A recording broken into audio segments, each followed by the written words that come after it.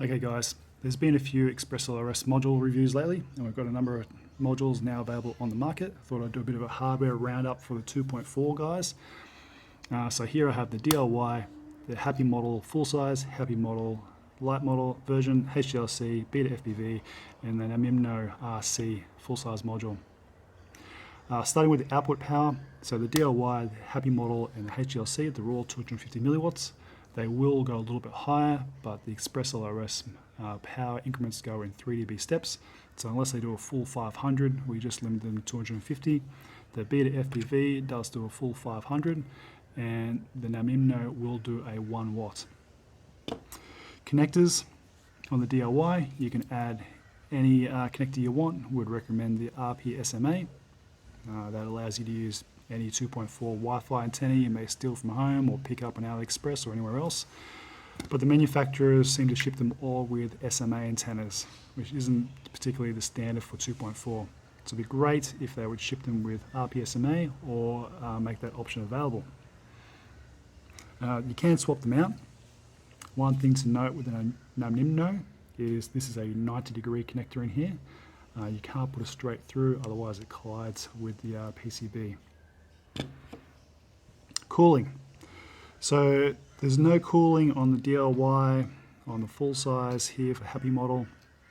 I don't think we've had any issues or reports of problems, unlike the 900 gear, which requires some cooling.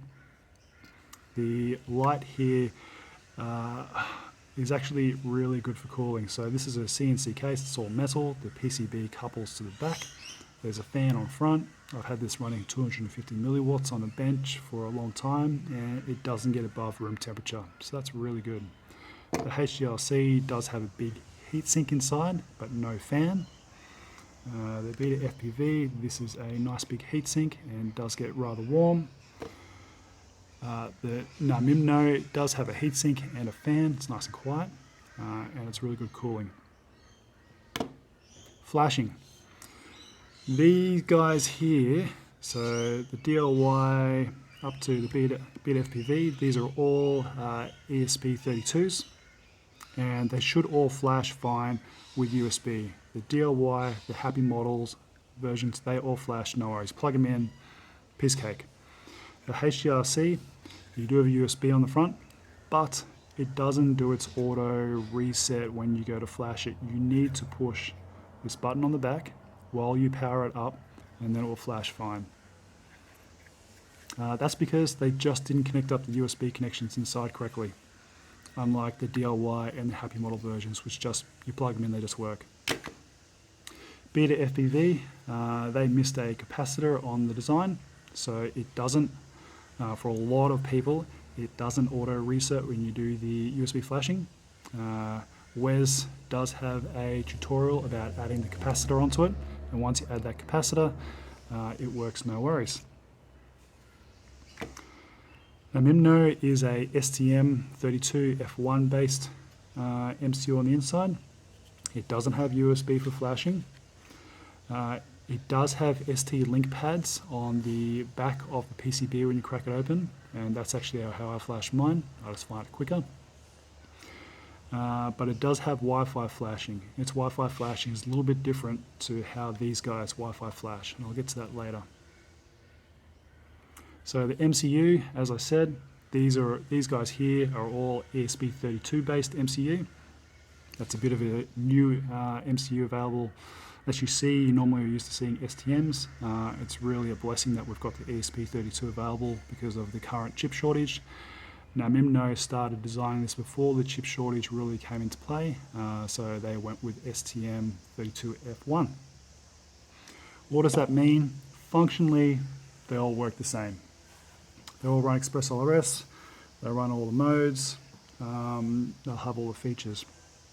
One of the little things that may be of difference is if we ever go to really high baud rates, communications with the handset. So at the moment we all run, say, 400K baud to OpenCX or EdgeTX. Some guys who haven't done mods or handsets aren't able to do it are running 1150-200. I've been playing around at higher baud rates, And the ESP versions here can nearly go to 2 million baud, so 2 mega baud. So that's pretty much 10 times faster than we're currently running. So if you're looking for that ultra low latency for racing, it knocks off over another half a millisecond of latency, the communication from your handset to the module. You may want to consider an ESP32 version. The STM F1 version will go up to about 1.75 megabaud. So that's getting over 3 times faster than we're currently running. So still plenty fast, but that's what it's going to top out at. The other noticeable feature here is what we call the backpack. So the backpack is an additional ESP that we ask the manufacturers to include. And we can see here on this guy, this is the Happy Model full size. Our main microprocessor is this guy in here, and that's our ESP32, which is running the show. And up here we have an ESP8285. And this connects to the main ESP32, and it'll handle a lot of extra Wi-Fi features. So if you want to connect something remotely, you can connect to this backpack and send data in and out to the main processor. So this can be used for flashing, namely on the STM variants. So the STM doesn't have Wi-Fi, but as soon as you add the backpack, which is what Namimno does, you can use that for Wi-Fi flashing. Versions which don't have it are the HDLC and the Beta FPV. So these don't have the backpack. So any additional features we add using the backpack, these guys won't be able to do it. A summary for what I would pick if I was going for ultra long range and that was my main goal, you would grab one of the higher modules. So full size, if you're using full size transmitter. The light module, if you're using an X Lite or a T Lite. This may be preferred because it's got USB flashing, fantastic. There's a little bit of stuffing around setting this up. There's some new code which makes flashing this easier, but it'd be well worth it for the 1 watts for the ultra long range guys. If you're going racing, then I would look at picking up one of the Happy models. This Iron Man looks absolutely garbage, but the case is phenomenal. CNC, great heatsink, runs just like the full size. Yeah, this would be my preference for a light, and this would be my preference for a full size. Okay, so if we look at some of the receivers, let me just get them all out. Receivers, we can all see how we started here. So we've got our DIY variants down here. So this fantastic 2020 design by Wes.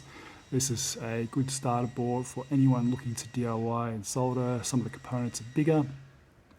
It's a very good way to start off in the DIY versions. Then we have the Nanos and the PP. Over here we have one of the Happy Model's number of versions. The PPs and the EPs. We have the Namimno version here. It's a little bit larger. We have the HDLRC version, and we have the Beta FPV version. Now, one thing we try to make sure are the same across all of these are the connectors. We recommend all manufacturers use a full-size header and the order is correct. So it goes ground, 5 volts, telemetry, TX and RX. That way, they're all the same. You grab any RX. If you're hard mounting, you can just slot it straight in and it just works. Ideally, the antenna will be on top, the LED will be on top, and if there's a button, the button will be on top. So if you hard mount them, they're easily accessible. And this pin order is readily available on a lot of flight controllers. If you're mounting with wires, not an issue. But for manufacturers, that's what we're trying to recommend and keep a bit of a standard going there to make it easy and less confusion when people are hooking up. So these are all ESP8285 versions. They all have Wi-Fi. They all work exactly the same. There are some little differences here, namely in the Beta FPV. So the Beta FPV is a little bit bigger, but this guy also has an RF amplifier, meaning its output is actually 100 milliwatts. So you get 100 milliwatts telemetry, where the rest are all limited to about 10 milliwatts. So if you're a long range guy, this is absolutely the one to get for you for that long range telemetry. Apart from that, they're all the same. The only other thing I would say is different is the HDLC. They didn't include the Wi-Fi antenna on the ESP, and that's the same for their transmitter. They didn't even put a PCB antenna onto the ESP. So the ESP32 here and the ESP8285, they're just running that pin with no antenna. So longevity, who knows? May burn out. Otherwise, that's it. Long range, beta FPV, maybe it's module, maybe the no nimno. Racing, I'd be going for the Happy model, one of those versions, and then anything with a ceramic antenna. Now Nimno also have a RX with a ceramic antenna. Hopefully that helps you guys.